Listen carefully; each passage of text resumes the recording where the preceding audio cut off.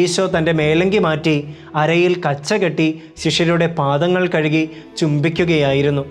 അടിമകൾ ചെയ്യേണ്ടിയിരുന്നതെങ്കിലും അവർക്ക് പാദങ്ങൾ കഴുകിയാൽ മാത്രം മതിയായിരുന്നു.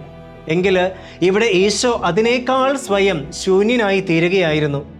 ഒറ്റിക്കൊടുത്തവൻ്റെയും തള്ളിപ്പറഞ്ഞവൻ്റെയും പാദങ്ങൾ കഴുകുക മാത്രമല്ല, അവിടുന്ന് പാദങ്ങൾ ചുംബിച്ചുകൊണ്ട് വിനയത്തിൻ്റെ മാതൃക കാണിച്ചു തരികയായിരുന്നു.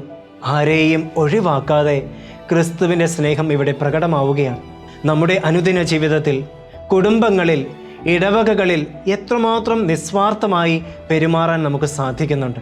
പലപ്പോഴും സ്വന്തം താല്പര്യങ്ങൾക്ക് വേണ്ടി മാത്രം നിലകൊള്ളുന്നവരായി മാറുകയാണ് നമ്മൾ ഓരോരുത്തരും. ഞാൻ ആരെയും ആശ്രയിക്കാതെ എനിക്കുള്ളതെല്ലാം കൊണ്ട് ജീവിച്ചു കൊള്ളാം എന്ന മനോഭാവം പുലർത്തുന്നവരാണോ നാം? ഇന്ന് ലോകം ആരെയെങ്കിലും ബഹുമാനിക്കുന്നുണ്ടെങ്കിൽ ഒരു പക്ഷേ അത് വിനീത ഹൃദയരെ ആയിരിക്കാം. അതിനുദാഹരണമാണ് വിശുദ്ധർ. കർത്താവിൻ്റെ വാക്കുകളും പ്രവൃത്തികളും ജീവിതത്തിൽ പകർത്തിക്കൊണ്ട് ജീവിച്ച് കടന്നു പോയവർ. അതുകൊണ്ട് പ്രിയമുള്ളവരെ, ക്രിസ്തുവിൻ്റെ വിനയവും നിസ്വാർത്ഥ സ്നേഹവും സേവന സന്നദ്ധതയും നമ്മുടെ ജീവിതത്തിൻ്റെയും ഭാഗമാക്കാം. ഒരു നല്ല ലോകത്തെ നമുക്കും പ്രദാനം ചെയ്യാം.